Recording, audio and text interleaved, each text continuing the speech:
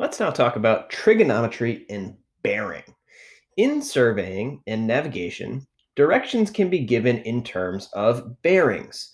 A bearing measures the acute angle that a path or line of sight makes with a fixed north-south line, all right? A fixed north-south line.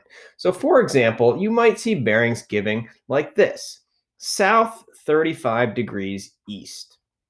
Your first letter that you always see is always going to be your point of reference. In this case, we are referencing due south, which would be straight downward. And then we want to rotate 35 degrees towards the east. Well, east is right, so we're going to go 35 degrees towards the east. That will give us our direction we are traveling. That would be south 35 degrees east.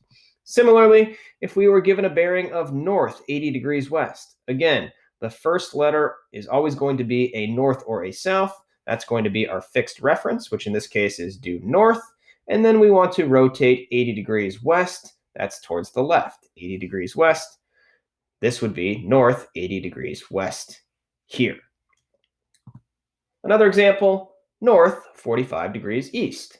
Again, the first letter represents our reference, referencing due north, and now we want to rotate 45 degrees towards the east. That would be towards the right, right? And so that is how bearings are given. And specifically when we're talking about traveling at sea, sea navigation, or in surveying, all right? A lot of times you will see bearings given like this.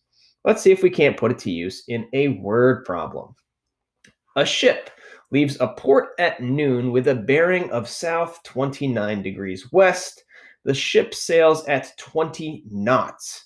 How many nautical miles south and how many nautical miles west will the ship have traveled by 6 p.m.?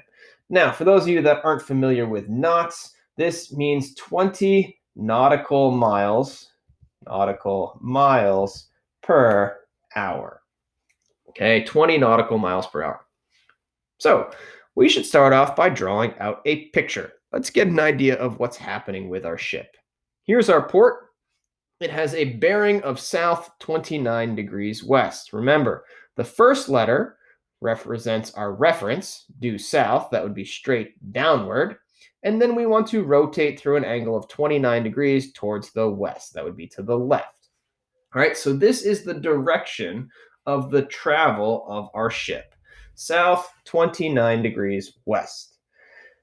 How many nautical miles south and how many nautical miles west will the ship have traveled by 6 p.m.? Well, here we're looking for a distance. Okay, we're trying to find the distance we have traveled downward and the distance that we have traveled to the left.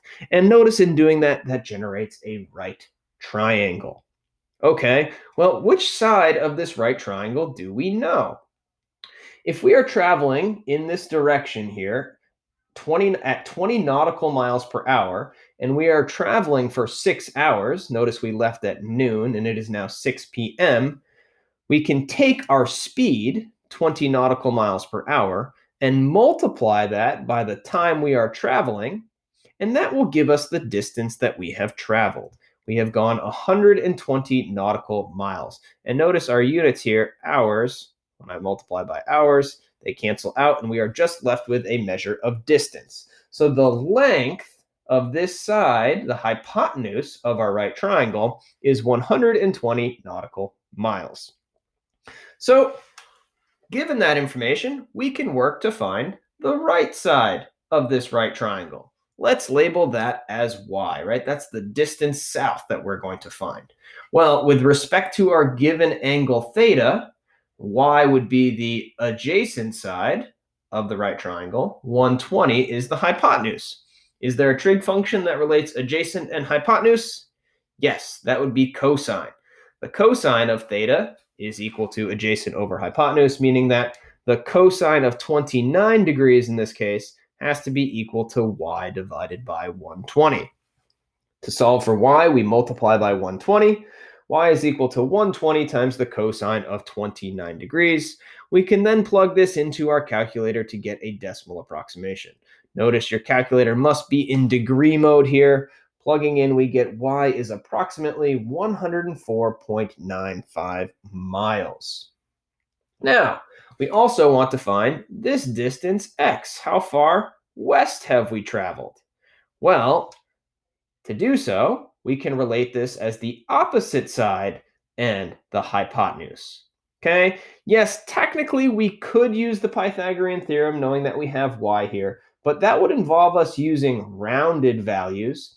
And also, if we got y incorrect, then we would definitely get x incorrect as well. So it's always best to use given information whenever possible. So let's again work with this 29-degree angle and now our opposite side and our hypotenuse.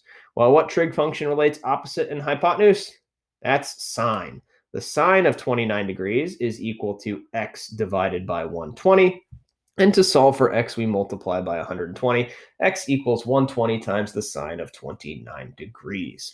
And we can then plug that into our calculator and get a decimal approximation. X is equal to 58.18 nautical miles. All right, that is the distance that I have traveled to the west. All right, there we have part A. Okay, I filled in X, I filled in Y. We know the hypotenuse is still 120. Let's move on to part B. At 6 p.m., so that's when we're here, the ship changes course to due west. Find the ship's bearing and distance from the port of departure at 7 p.m. So I'm changing to due west. I'm traveling for an hour. We can assume that we are still traveling at 20 knots. That means 20 nautical miles per hour times 1 hour means we have traveled an additional 20 miles to the west. All right, that is this distance right here. Okay, find the ship's bearing from the port of departure. So let's start with the bearing. Bearing is going to refer to an angle. Here's our port. Here's our current location. I can draw a line here. And the angle that we want to find is this angle right in here. Let's call that angle theta. Well, notice that we have a big right triangle here, okay? And we can relate theta to the opposite side and adjacent side of that right triangle. Which trig function relates opposite and adjacent sides of right triangles? Tangent. The tangent of theta is equal to 58.18 plus 20. Notice that's the entire length of this bottom side, the opposite side from theta, divided by 104.95.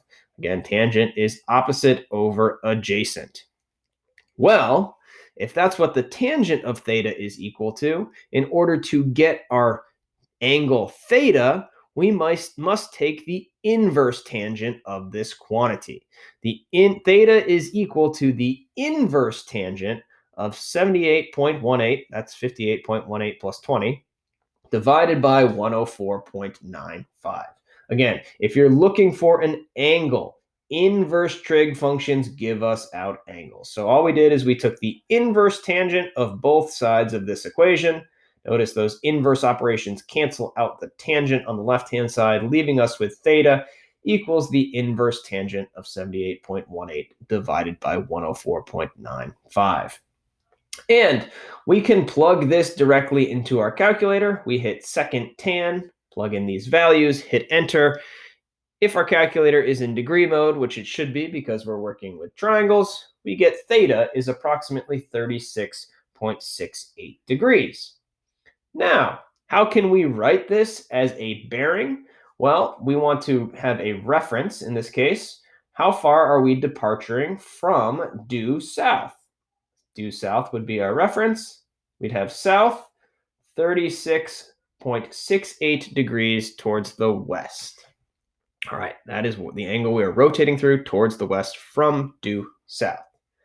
Finally, the distance from the port of departure. So that's the length of this long side here. All right, we'll call it D.